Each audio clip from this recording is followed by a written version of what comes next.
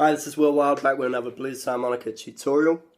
In fact, it's not really a tutorial today, but more of some ideas that I'd like to talk to you about.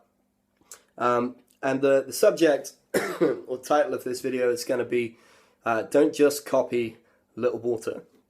And what I mean by that is, you know, obviously you're going to have some Little Walter licks in your repertoire if you're a blues harmonica player. Can't really be avoided. And that's good, but try not to just emulate him or mimic him. You know, Little Walter was 50 years ago, and for some reason, a lot of harmonica players just seem to be obsessed with trying to sound like him, or trying to sound like Sonny Boy or Sonny Terry or whoever it is, and you know, just copy all the licks exact note for note, and don't really put any of their own voice into it. And I think, you know, in order for the genre and the instrument to continue to grow, we need to be more creative and more forward-thinking, and not just replicating the stuff that was put out 50 years ago. I mean, guitar players don't really do that. I mean, some do, but, you know, blues guitar has developed a lot over the course of the last 50 years. Harmonica, not so much. Obviously, there's a few guys that stand out, like Jason Ritchie, for example, a few others.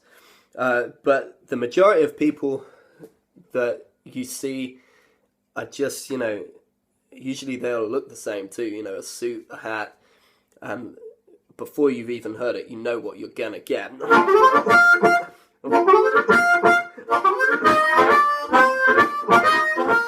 You know, and that stuff's cool, man. I mean, I play some of that kind of stuff too. You know, some people go out to watch that kind of thing, but in general, I think, you know, we need to be more creative. So I'm going to give you a few ideas to help with this. And what I would suggest is, don't necessarily always think like a harmonica player. So, for example, sometimes I might think more like, I don't know, a violin.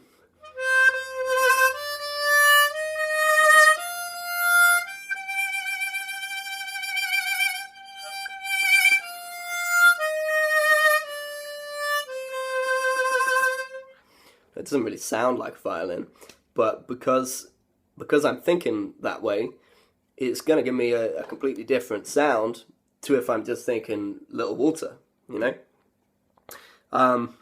Another thing, like, a lot of the time I'm playing blues rock stuff, I'm thinking more like a lead guitar player would.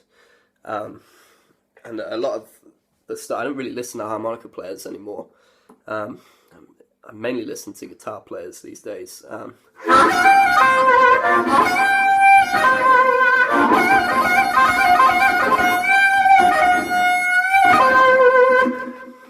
Again, of course, it still sounds like a harmonica, but it's a different approach to just. Okay. Sometimes as well, I'm thinking like a horn section or a trumpet player or something. Used to go out playing with my sister's band, and she had a horn section on her records but didn't have them on the road.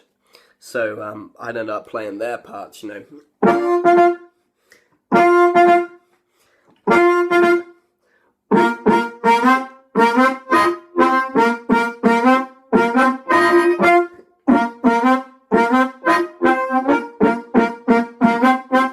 That kind of thing.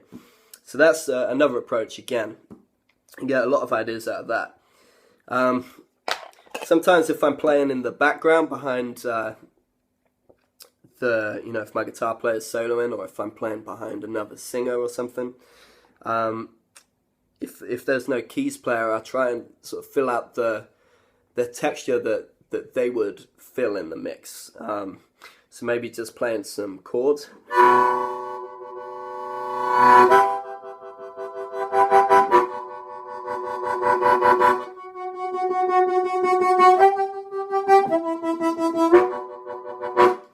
Sometimes I even put a octave pedal on,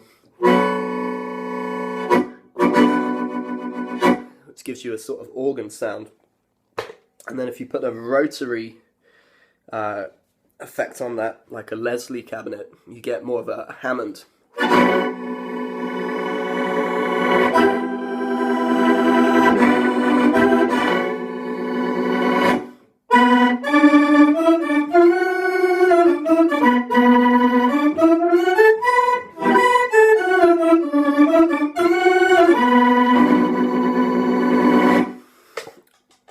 There's a whole world of other sounds to explore if you get into pedals and stuff.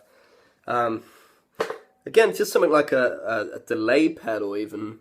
A lot of blues harp players use a delay pedal, but I pretty much only ever heard anyone use it for just standard slapback, because guess what? That's what Little Walter did.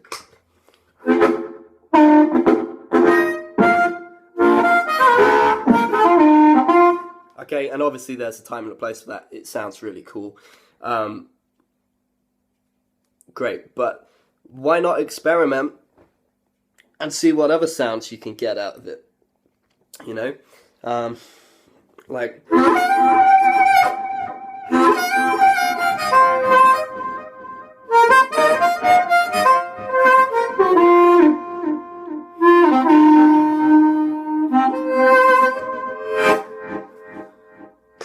You get all kinds of psychedelic sounds out of that thing.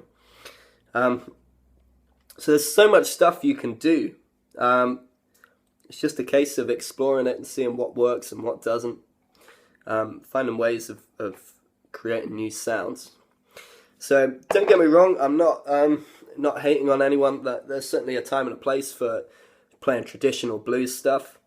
And as you know, I do it sometimes myself too. All I'm saying is that, you know, it's kind of ironic. The whole reason why Little Walter is one of the most famous harmonica players, probably the most famous blues harmonica player that ever lived, is because he was an innovator.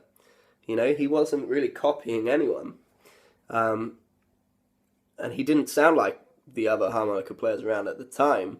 He was listening to like trumpet players and stuff, and trying to do things like what they were doing, and you know, experimenting with new sounds and things. So if the young Little Walter was around today, he'd probably be experimenting with all this stuff, you know. I'm pretty sure he wouldn't be just emulating some guy who lived, you know, 50 years before. So, you know, go and study all that stuff. Take what you like about it, and then use that to come up with your own unique style. That's my advice on that. Some people may disagree with me, but you can't please everyone. And I'll be back with another video soon. In the meantime, if you'd like a Skype lesson with me, send me a message through the contact form on my website. And please go and check out my music and my tour dates on my website too. It's willharmonicawilde.com. Cheers.